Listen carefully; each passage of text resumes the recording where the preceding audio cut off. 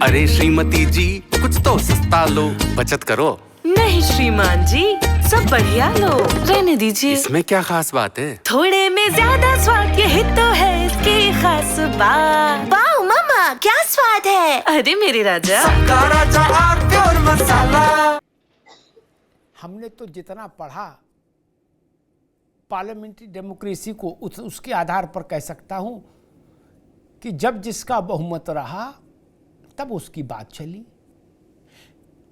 पंडित जी से लेके आज तक अशोक जी किसी बजट को विपक्ष, कोई पार्टी विपक्ष में हो, कभी अच्छा नहीं बताती, फिर भी बजट पास होता है ना। देश तो उसी से चलता है। क्या ऐसा तो नहीं हो सकता कि नहीं 30% हमारा भी मानो, ऐसा तो नहीं होता ना। जवाहरलाल जी के समय जो बजट आया, वो जो जवाहरलाल जी ने जो चाहा वही ना बजट आया। और मुलायम सिंह जी उत्तर प्रदेश में चीफ मिनिस्टर थे तो वो मायावती से पूछ के बजट लाते थे, नहीं ना। कहां लोकतंत्र खत्म हो रहा है भाई? कहा जा रहा है लोकतंत्र खत्म हो गया, हमारी बात नहीं सुनी। आपके प्रस्ताव सुने गए, उन पर वोट हुआ, वोट में हार गए। पार्लियामेंट में भी तो यही होगा अशोक जी, लोकसभा में भी यही होगा। भूल जाइए जेपीसी, लोकसभा में जब बिल आएगा तो समाजवादी पार्टी के सभी सांसदों को अधिकार है उसमें संशोधन देने का। संशोधन मंजूर होगा, उस पर वोट होगा, वोट में जीत जाएंगे तो कानून का हिस्सा हो जाएगा संशोधन, हार जाएंगे तो घर जाइए।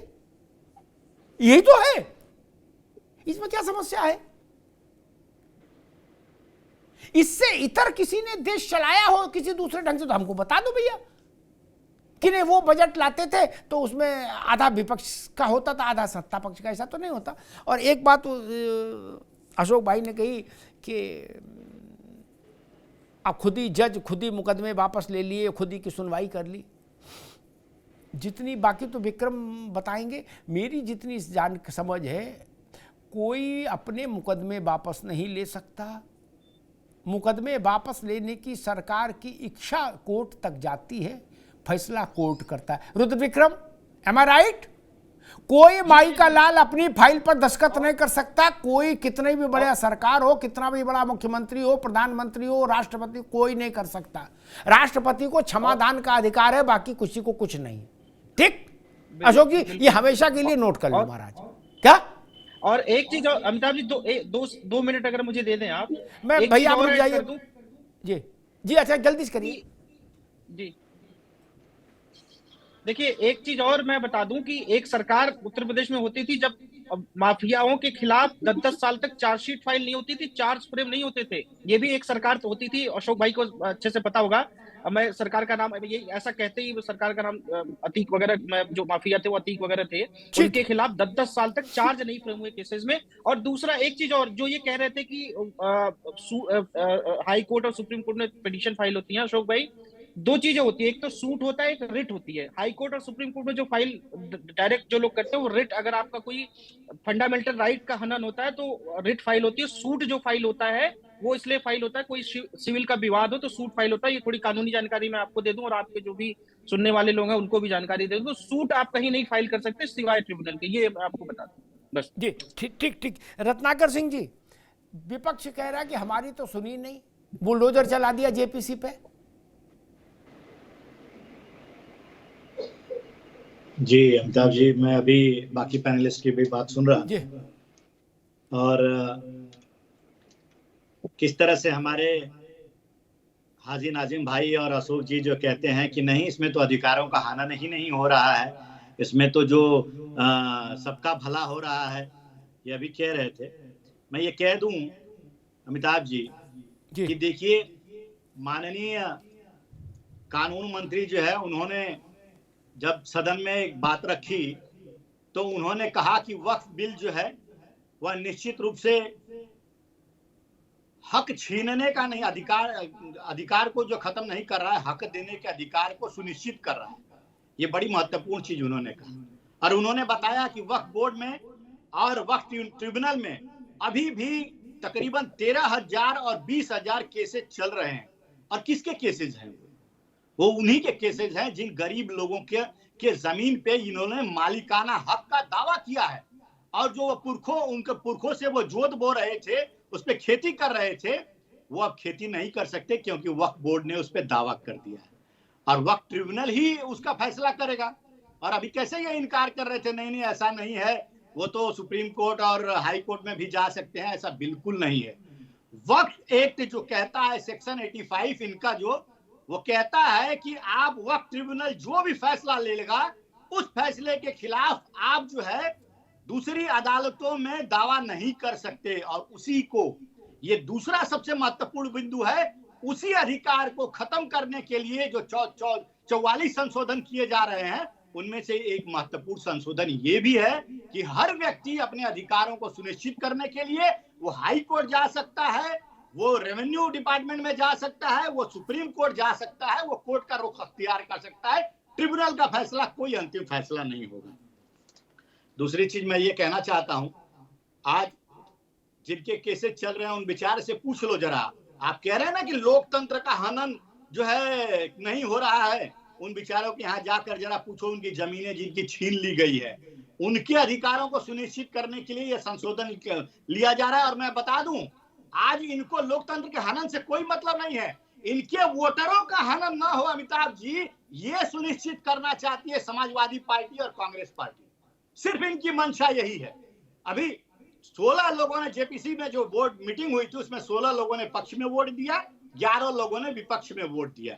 और वो 11 लोग जो कह रहे हैं कि हमारी बातों को नहीं सुना गया, आपने कहा अभी कि पौने 6 महीना जो है से ये इनकी बातों को सुनी जा रही थी। लास्ट में जो फाइनल रिपोर्ट जब आई उस समय ये लोग हंगामा किए और जो जेपीसी के जो अध्यक्ष है इसके जगदम्बिका पाल जी, उनके ऊपर पानी का बोतल फेंकने का, अपशब्द बोलने का, यहाँ तक कि मार्शल लोगों को वहां पे बीच बचाव करने के लिए उतरना पड़ा। तो ये तो इनकी मंशा थी कि किसी न किसी तरह से जो है इसमें क्या उसमें इसको जो है हंगामा खड़ा करना और लोगों को ये बताना कि सरकार जो है तानाशाही कर रही है। सरकार बिल्कुल तानाशाही नहीं कर रही है, सरकार अधिकारों की सुरक्षा कर रही है। जो कांग्रेस पार्टी ने असीमित अधिकार दे दिए, जो मजहबी जमींदारी जो कांग्रेस पार्टी ने वक्फ बोर्ड को दिए थे, उसको खत्म करने का अधिकार सिर्फ जो है इस संशोधन बिल में आ रहा है। और एक चीज मैं बहुत महत्वपूर्ण बता देना चाहता हूं अमिताभ जी, इनके कांग्रेस के जो सांसद हैं इमरान मसूद, अभी उनका जो वक्तव्य चल रहा था आपके चैनल पे, उन्होंने खुद अपने मुंह से कहा कि वक्फ की संपत्तियां जो है 90% जिनके कोई कागजात नहीं है, और जिसके कोई कागजात नहीं है, और समझ लीजिए कि कागजात नहीं है इसका क्या मतलब है, वो संपत्तियां दान में नहीं मिली हुई है, वो संपत्तियां जो है जबरदस्ती कब्जा की गई हैं। और ये बताइए 13 साल में ये संपत्तियां कैसे दोगुनी हो गई? भाई अफगानिस्तान से तो कोई लाया नहीं था ना संपत्तियों को, कोई मुगल आकर के यहाँ पे दान तो दे दिए नहीं ना। ये इसी तरह से इन्होंने जिस तरह से असीमित शक्तियां नरसिम्हा राव के सरकार में भी 1995 में जो संशोधन हुआ था उसमें दिया गया था, उसकी वजह से ये जो है इनकी संपत्ति जो है दोगुनी हो गई। 9.5 लाख एकड़। और आज ये जो अभी आपके पैनलिस्ट जो है यहाँ पे कह रहे थे विक्रम सिंह जी, 123 क्रीम प्रॉपर्टी जो है दिल्ली की, जिसकी चर्चा प्रधानमंत्री मोदी जी ने भी की है कि 2014 के पहले जाते जाते ये सरकार कई प्रॉपर्टियां जो बेशकीमती थी उसको वक्फ को दान दे दिया गया, वक्फ को दे दिया गया। ये क्या मंशा जाहिर करती है कि ये लोकतंत्र का हनन नहीं, ये वोटरों का हनन ना हो और वोटरों को कैसे फायदा पहुंचाए ये सुनिश्चित करना ये चाहते थे। जी ठीक बात है। विक्रम सिंह जी, मैं समझना ये चाह रहा था कि भाई उत्तर प्रदेश सरकार ने एक स्टैंड लिया, उन्होंने कहा भाई शिया और सुन्नी वक्फ की, स्टेट वक्फ की जो संपत्तियां हैं उसमें से उन्होंने कहा कि 78% संपत्तियां वो हैं जो मूलतः राज्य सरकार की संपत्तियां हैं, लेकिन उन पर कहीं कब्रिस्तान बन गया, कहीं दरगाह बन गई, किसी को दफना दिया तो दरगाह घोषित कर दी, कहीं मस्जिद बना ली। सरकार का कहना है कि ये संपत्तियां वक्फ संपत्तियों की लिस्ट से बाहर लाएंगे हम, और इन जमीनों का उपयोग सामुदायिक हितों के लिए होगा, गरीब के लिए मकान बनेंगे, स्कूल बनेंगे, छात्रावास बनेंगे। इसमें क्या समस्या है?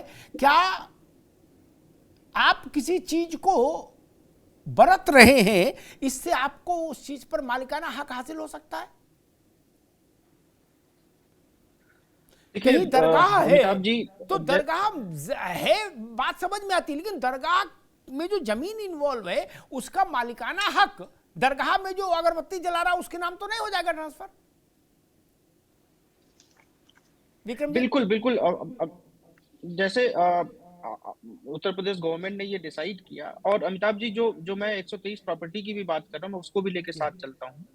दिल्ली में जो 123 क्रीम प्रॉपर्टीज थी, जिसको वक्फ ने 1970 में क्लेम कर लिया कि ये हमारी प्रॉपर्टीज हैं, जिन स्थानों को उन्होंने क्लेम किया था, जितने स्थानों को, जैसे अगर मान लीजिए कि 40 मीटर अगर थी, आज वो बढ़ के 1200 मीटर 1600 मीटर हो गई है। जब वो हमारी एक पिटीशन पे उस पे सर्वे चल रहा है, लगभग 78 प्रॉपर्टीज पे सर्वे हो चुका है, अगले अप्रैल में डेट भी है इसकी। तो वो सर्वे में ये बात निकल के आई है कि जो उस समय प्रॉपर्टी 40 मीटर थी, आज वो 1600 मीटर हो चुकी है, मतलब उसको बढ़ा लिया गया है। दूसरी बात, अगर मान लीजिए आपने वक्फ के लिए प्रॉपर्टी एक्वायर भी करी, तो आप उसका उपयोग कहाँ कर रहे हैं? वहां सब जगह कॉमर्शियल चीजें चल रही हैं।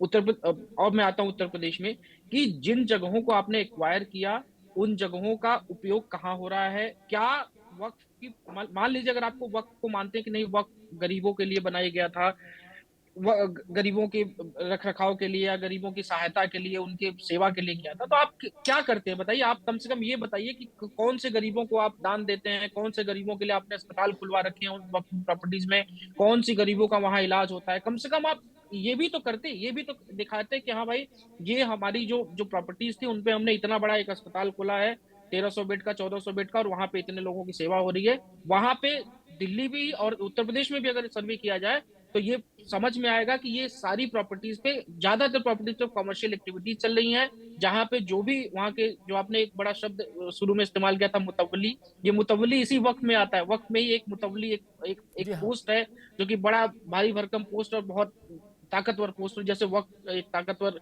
संस्था है, वैसे मुतवली एक बहुत ताकतवर आदमी होता है इसमें।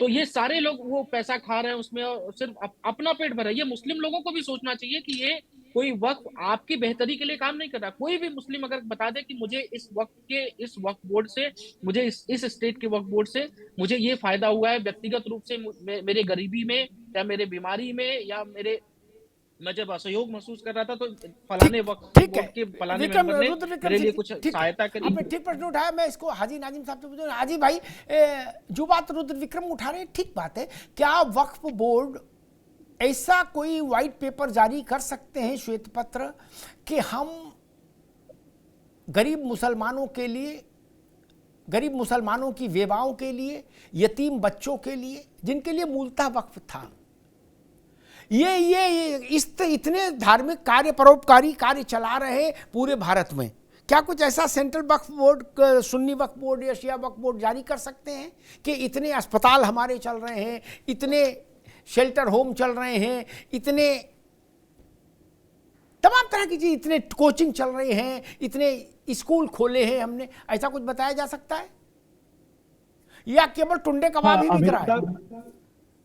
हाँ अमिताभ जी, जिस तरीके से वक्फ बोर्ड की जमीन के बारे में कहा गया है कि देखिए कितने अस्पताल खोले गए, कितने स्कूल, तो मैं पूछना चाहता हूँ, मेरे अपने देखिए भाजपा के प्रवक्ता भी बैठे हुए थे, एडवोकेट विक्रम सिंह जी भी बैठे हुए, ये बता दीजिए आश्रम के पास कितनी जमीन है भाई, मठ के पास कितनी जमीन है, कितनी जमीन पे उन्होंने अस्पताल खोले? अरे सुन तो लीजिए, मैं तो बात कर रहा हूँ, कितने अस्पताल खोले हैं, कितने स्कूल खोले हैं भाई, उनके पास भी तो जमीन है। और रही बात ये कि अगर वक्फ बोर्ड की जमीन पे स्कूल, अरे हॉस्पिटल ही आपको खोलने, तो फिर केंद्र सरकार क्या कर रही है, राज्य सरकार क्या कर रही है? इसका मतलब यह है कि सारा सिस्टम जो है इस जमीन का, इस जमीन पे लूडो खेलोगे? इस जमीन पर केवल लूडो खेला जाएगा? नहीं, अमिताभ जी से एक मिनट विक्रम भाई, एक मिनट रुक जाओ जी, उनकी बात आ जी। देखिए अमिताभ जी, हाँ अमिताभ जी, जो वक्फ बोर्ड की जो जमीन है वो हमारे बाप दादाओं की मिल्कियत है। उस जमीन को हमारे बाप दादाओं ने इसलिए वक्फ किया था, क्या करोगे उसका, ये तो बताओ।